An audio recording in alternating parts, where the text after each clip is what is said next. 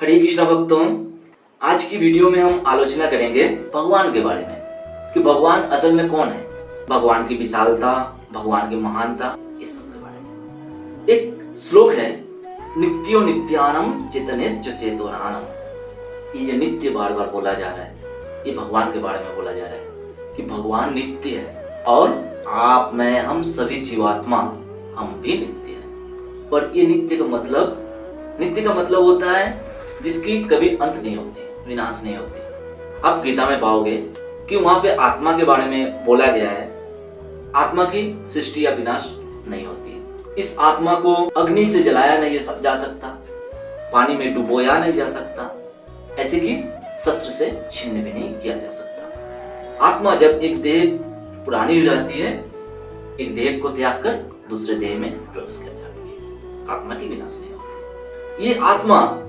सभी जीवों में समान परिमाण के होते हैं, चाहे वो चींटी की हो, हाथी की हो, एक डायनासोर की हो, एक व्हेल की हो, सभी में उसी मात्रा की आत्मा होती है। देखो मेरी हिंदी कुछ गलती हो जाती है, मैं बंगाली हूँ, तो हिंदी कुछ गलती हो जाए तो अपना समझ के सुन लिया करना। ये जो भगवान के बारे में बोला जा रहा है, भगवान मृत नहीं है, ये भागवत में बोला गया है। और भगवान परम चेतन है, हम में चेतना है, हम वहां से सृष्टि हुए हैं, मतलब वो भी चेतनापूर्ण है। इतना तो सेंस हमें है ही। भगवान अगर मृत होते तो इस जगत को कैसे चला रहे हैं? हमें तो ये पता है ना कि किसी भी एक अक्रिय वस्तु को सक्रिय बनाने के लिए बाहर से कोई जीवंत वस्तु को उस पर क्रिया करनी पड़ती है। तो इतने सारे जो प्लैनेट, ब्रह्मांड, स्टार्स जो भगवान ने शून्य में रखे हुए हैं, तो ये सब जो चल रहे हैं, इन्हें कोई चला अवश्य रहा है। वो कौन है? वो भगवान है। भगवान अकेले इतने सारे कैसे कर लेते हैं? देखो विष्णु पुराण में भगवान के शक्तियों के बारे में भी वर्णन किए गए हैं। वहां बोले गए हैं भगवान के बहुत सारे शक्तियां होते हैं। भगवान को इसके लिए कोई कर्म नहीं करना पड़ता है, हमें कर्म करना पड़ता है। हम जीवात्मा है, बहुत अति तुच्छ है। हम कर्म नहीं करेंगे तो जीवन धारण नहीं कर पाएंगे, हमें आहार करना पड़ेगा, नहीं तो हम जीवित नहीं रह पाएंगे। पर भगवान के जो धाम है, वहाँ अलग शरीर मिलती है, चिन्मय शरीर। वहाँ पे ना तो भूख प्यास लगती है, ना कोई बूढ़े होते हैं, मृत्यु भी नहीं होती। यही सब बातें स्वर्ग पे भी लागू होते हैं। पर स्वर्ग कोई हाईफाई चीज नहीं है कि पा लिए, बहुत कुछ प्राप्त कर लिए, नहीं, कुछ नहीं। वहाँ पे पुण्य का फल भोग खत्म, फिर इसी मृत्यु लोक पे लौट के आना पड़ेगा। स्वर्ग अच्छी नहीं है। पर स्वर्ग के जो निवासी हैं, देवता लोग, वो भी चिन्मय शरीर जैसे सुविधाएं पाते हैं। वो प्यास नहीं लगती है, बूढ़े नहीं होते हैं, किसी बीमारी नहीं होते हैं। हमें तो यही सब कष्ट सताती है ना। अब बोलोगे आप कि भगवान अगर कर्म नहीं करते हैं तो ये ब्रह्मांड को कैसे सृष्टि किए हैं, ब्रह्मांड कैसे चला रहे हैं?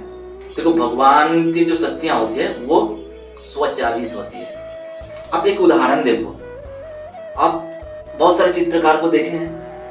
एक आम चित्रकार को जिस पेंटिंग को बनाने के लिए 6 महीना हो, 1 साल 2 साल लग जाते हैं, उसी पेंटिंग को उस महान चित्रकार ने हमारे सोचने भर से आधा मिनट 40 सेकंड में वो महान चित्रकार बना डालते हैं। 2 साल लगने वाले पेंटिंग को आधा मिनट में। तो कुछ शक्तियां ऐसे होती हैं।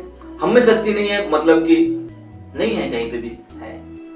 अब बालू पे जो लोग कलाकार लोग बनाते हैं, आप देखें, फटाफट फटाफट इतनी फास्ट और इतनी कुशलता से बनाते हैं कि हमारे देखते देखते वो एक आकृति बना देते हैं। तब सोचो, इस सांसारिक लोग, जीवात्मा की अगर इतनी कैपेबिलिटी होती है, तो इस जगत को, उस जीवात्मा को जिन्होंने बनाए हैं, उनमें कितनी कुशलता हो सकती है। आप कभी धुतरा फूल देखे हो? धुतरा फूल में जो सफेद के ऊपर बैंगनी रंग रहते हैं, या अपराजिता फूल में नीला के ऊपर सफेद रंग रहते हैं। आप कभी किसी एक फूल को कली से एक पूरे फूल खिलने तक कुछ घंटे वेट करके मन लगाकर देखते रहो। आप देखोगे कि सफेद के ऊपर बैंगनी रंग जो चढ़ाई जा रही है, इतनी फास्ट और इतनी कुशलता से दी जा रही है कि कब दी जा रही है हमें दिखाई भी नहीं देता है। उस पेंटिंग की अंधाधुंध रंग लगा रहे हैं, पर बन जा रहा है। उस फूल को भी हमें लग सकता है कि वो ऑटोमेटिक चल रहा है, नहीं, फूल को भी कोई चला रहा है।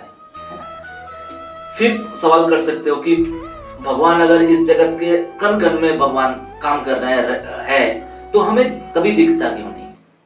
देखो मानो कि आप ट्रेन से कहीं जा रहे हो, आप जिस बोगी में वहीं पे लोग आलोचना कर रहे हैं कि ये ट्रेन अकेले ही जा रहा है, कोई इसे नहीं चला रहा है, आप मानोगे? आप तुरंत विरोध करोगे? हो ही नहीं सकता, कोई ना कोई उसे चला रहा है। पर आप भी नहीं देख पा रहे हो ड्राइवर को, हम देख सकते हैं ट्रेन के ड्राइवर को। कैसे?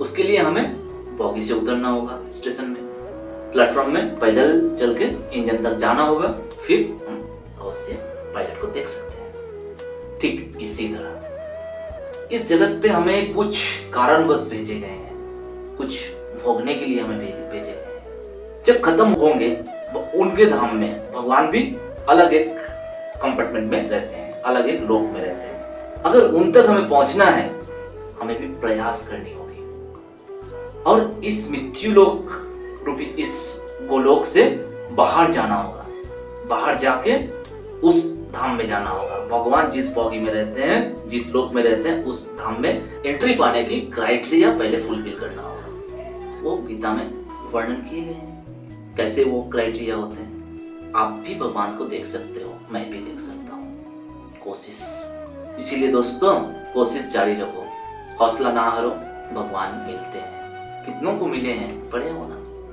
हरे कृष्णा।